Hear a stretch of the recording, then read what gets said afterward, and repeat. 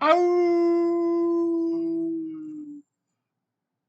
March 9th, 2001. Today sucked. Right before a weekend, too. And I can say that here because this is my private journal.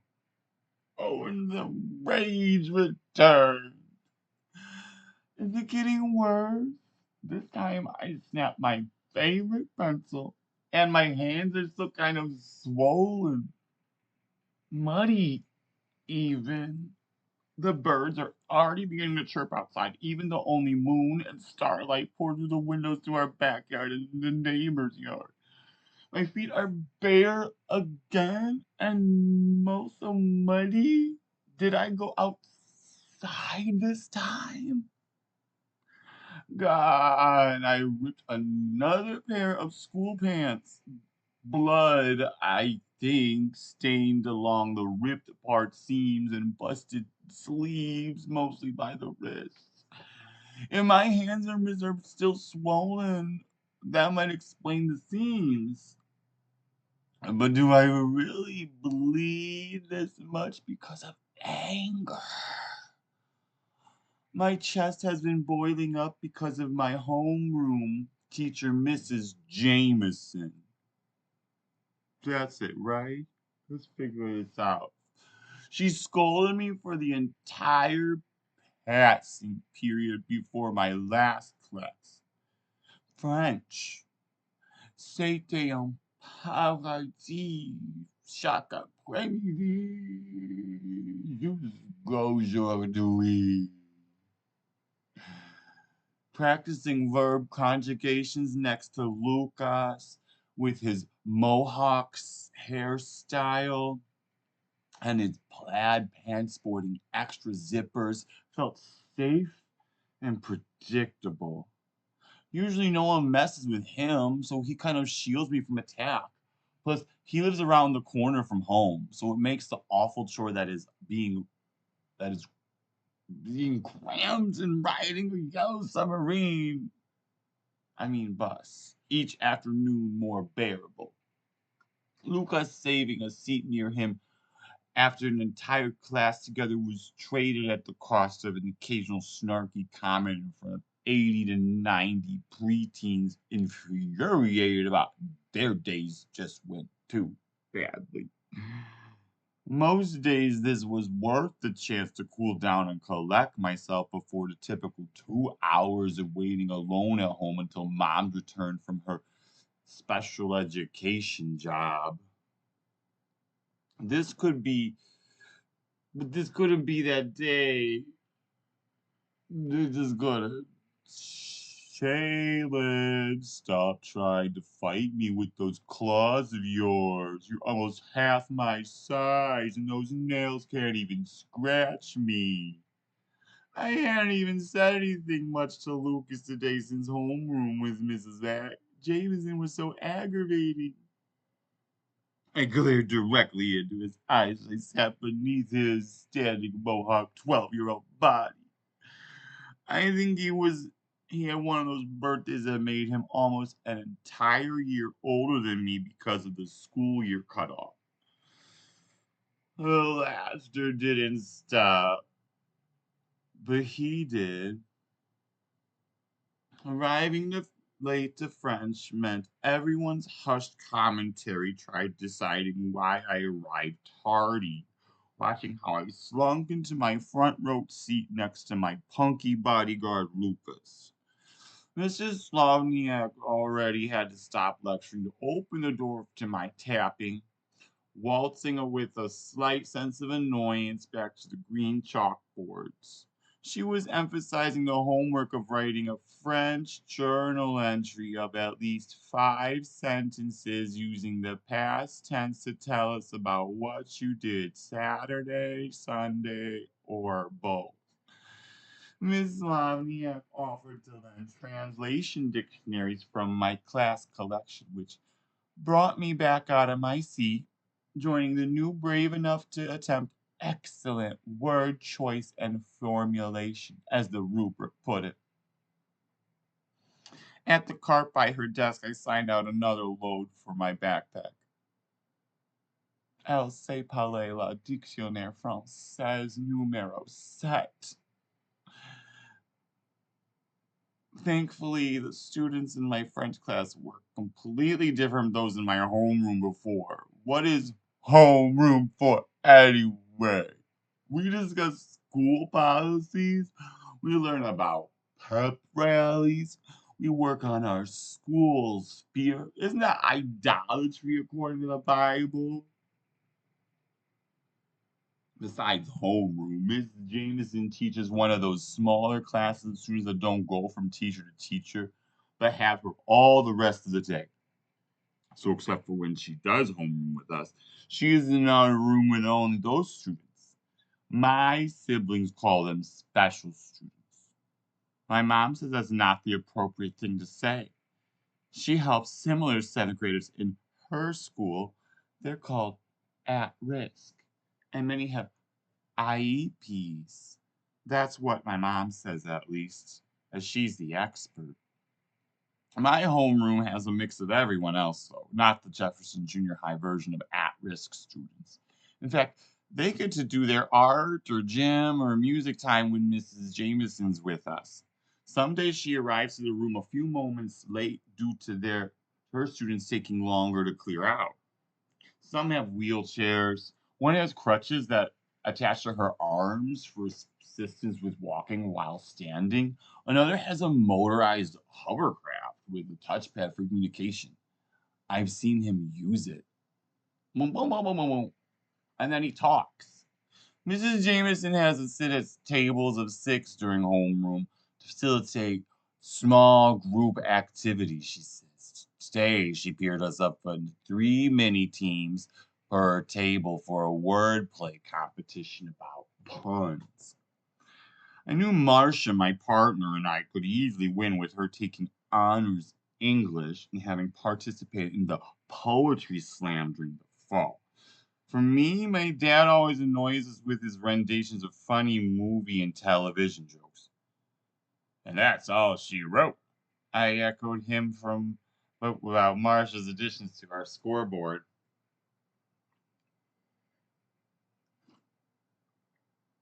As we were adding on more points, surpassing the other 2 teams at our table, Miguel had a slight about our success due to us both being curly hair. It's like you two should marry and make a bunch of curly kids. No one knows yet, but my hair's recent change to curliness has me quite enraged. I can probably never succeed at an awesome mohawk like Lucas. Plus, I did not like Marcia that way. Until that point, Miguel usually made me giggle from his comments. Today, he started on my redness. Before the next wordplay pun could bounce out for anyone's gain, I explained away Michael's slice at us because they're losing status. He envied us. So I focused on the detail of his attack on our similarity curly hair. Miguel's quieter, larger, and even curlier haired partner, Brenda, received my crossfire.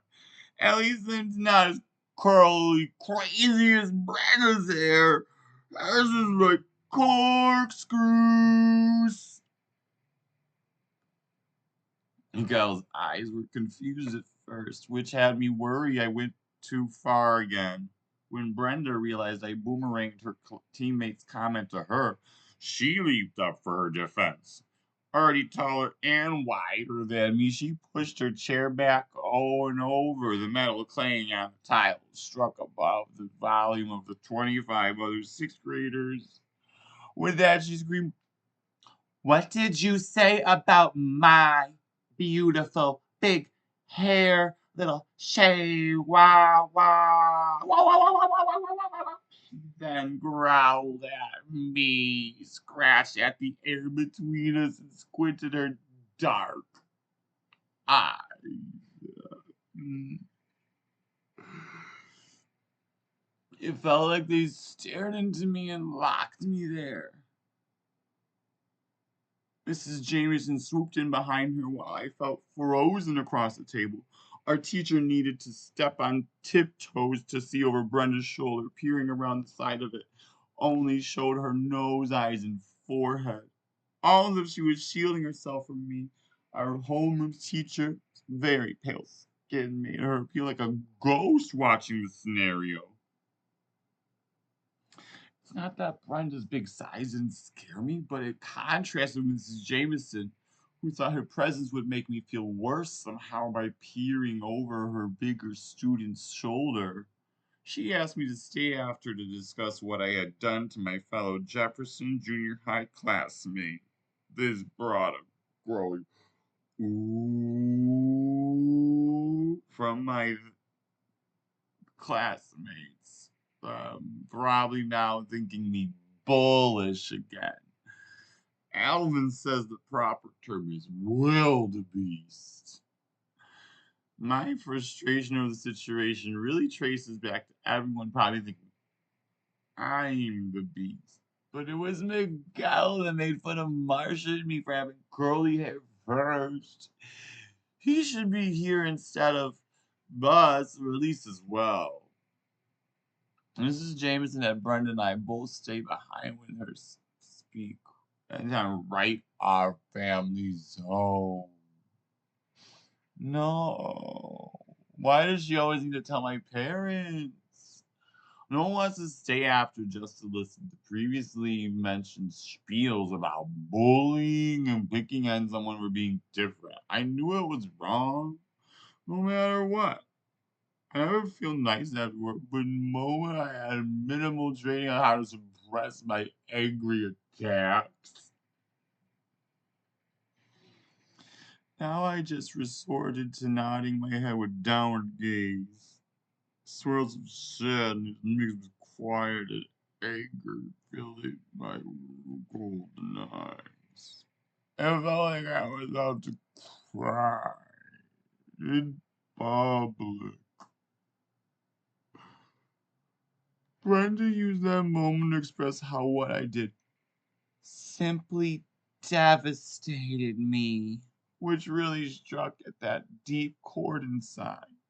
At one point, while listening to my classmates' appeal, I could only imagine my mother's voice saying something similar to me. Why do you choose words that make life more difficult, Shaylon? Several moments of silence woke me to realize they awaited my response. I brought my eyes up towards theirs, my cheeks puffy now. I could feel them very full. Brenda's and Mrs. Jameson's faces both curled in slight horror, their lips quivering and eyebrows raising. I don't think my homeroom teacher could look more wrinkled. To this I uttered almost a growl. I'm sorry for drawing unfair attention to your beautiful big hair, Brenda, during the word game play earlier in class. Making fun of you was not what I should have done. And for that, I apologize. Hurting you didn't make me feel any better. In fact, it made me feel worse. Can you please forgive me for how I mistreated you? Before Brenda could reply, another bell snapped their looks of fright toward the hallway instead of my words. Mrs. Jameson gulped and forced lip. Well, there you done, Jalen. I need to get out of here to my next class. My students will be waiting for me as usual. Where are you each going? As she said this, she handed Brenda a hall pass and slid mine into the table near me. They were already signed, so we just needed to complete them with the classroom where we are coming from and the time. It's just about 2:30 p.m.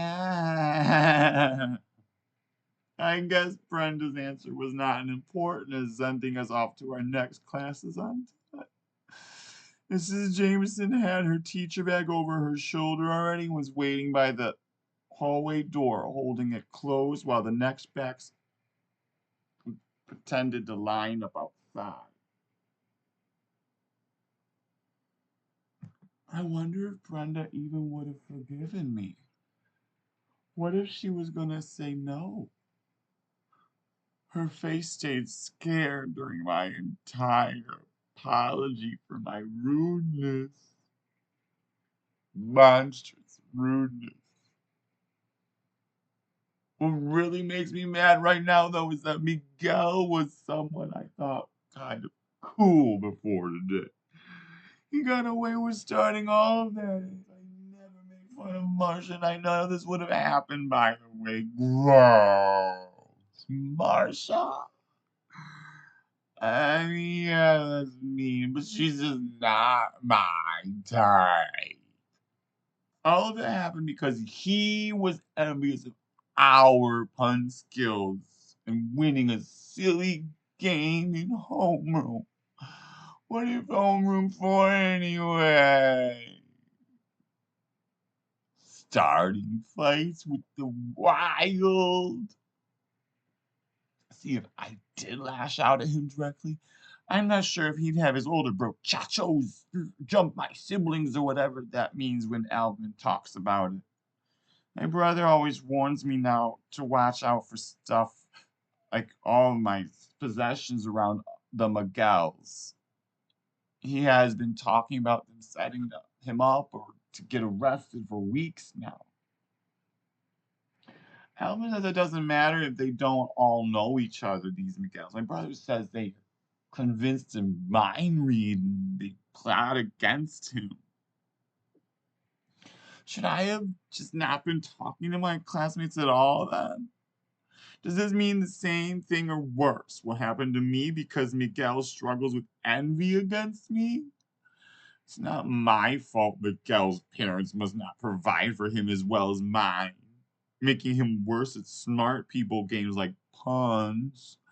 Do I need to learn a lesson or two after the gang up from Brenda and Mrs. Jameson? Maybe from Alvin now that he survived jail? Second time a girl's got me in trouble in the same homeroom, too. First Esther, who doesn't even sit at her table anymore. Now Brenda and Marsha because she left so quickly from the game. Miguel smoked to Louise and Ricky after leaving me with a scolding he caused. I saw him again, though. Miguel rides that same stupid submarine, and he's the first stop. Sailing, Art, Finkel.